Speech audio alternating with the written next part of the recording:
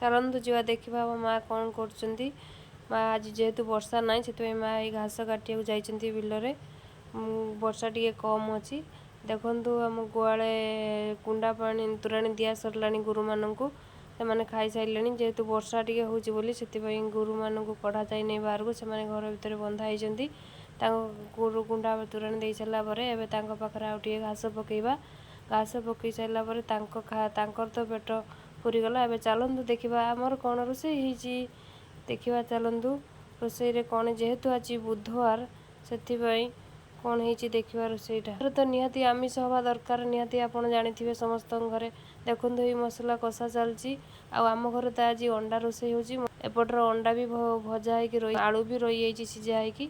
ଆଉ ଏ ମସଲା ହେଇସାରିଲା ପରେ ଅଣ୍ଡାଟାକୁ ପକା ହେଇଗଲା। ଅଣ୍ଡାଟା ଭଲ ଭାବରେ ତାକୁ କଷିବା ମସଲା ସାରିଲା ପରେ ତାପରେ ଚାଲନ୍ତୁ ନେକ୍ସଟ ଭିଡ଼ିଓରେ ଦେଖିବା।